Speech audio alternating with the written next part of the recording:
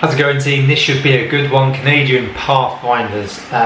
From what I've seen, they're sort of experts in insertions and extractions, and pushing forward and sort of finding and securing landing zones and drop zones, which is what the British Pathfinders do. So we're going to see how similar they are. Obviously, I've not been through British Pathfinders training, but I sort of know roughly what they do. They work within 16 Air Assault Brigade as the Brigade Recce Force, okay? So pretty much Tier 2 SF, okay? They do some really interesting stuff. But let's get into this video. But before we do that, remember to click the subscription button, and if you want to support the channel, join the private Discord or get shout-outs in videos, then join a channel membership. I really appreciate the support, but let's get into it. Canadian Patrol Pathfinders. Ever heard of them?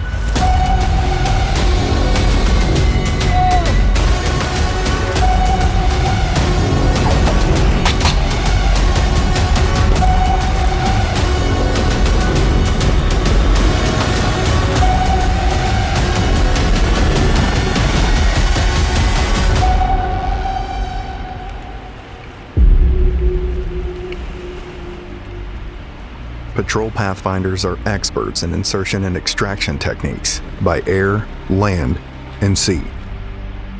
Their primary mission is to move ahead of main forces and prepare landing zones for follow-on forces.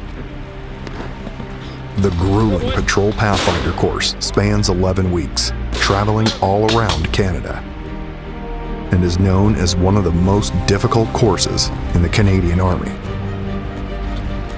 Candidates are trained in navigation and reconnaissance, and complete survival, evasion, resistance, and escape training.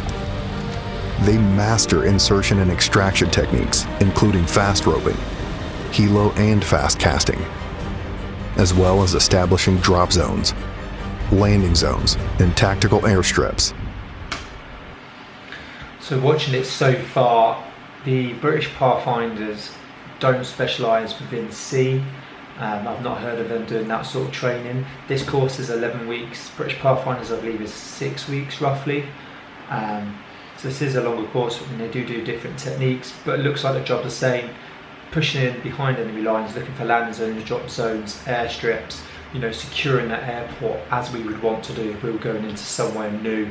And they are experts at what they do. It's pretty much some of the best soldiers what the military's got, and it looks like these are the same. Being pursued by a section plus enemy using mortars. Fall in.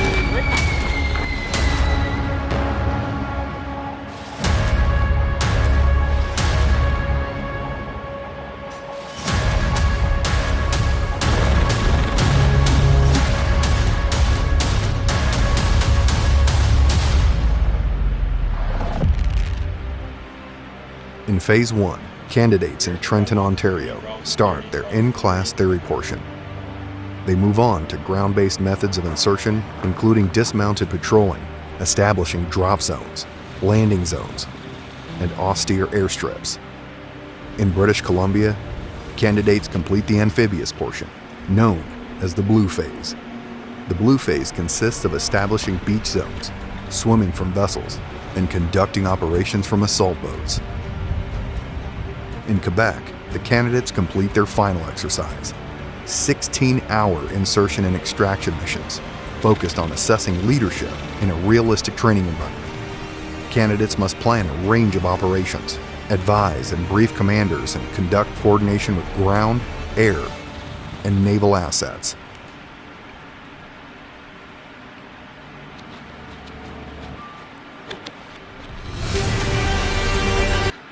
Looks like an alley job here. As you can see, let's just finish this. You can see there the amount of kit they're carrying. They're self-sufficient, and they will be for days, if not a week.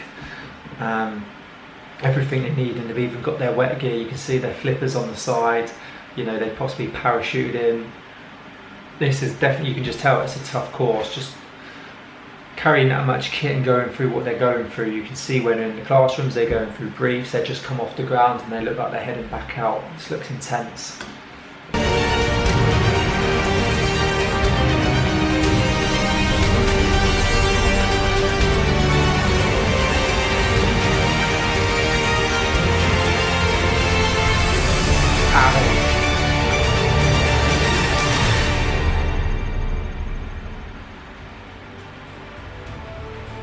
So guys, congratulations on finishing this grueling 3 months.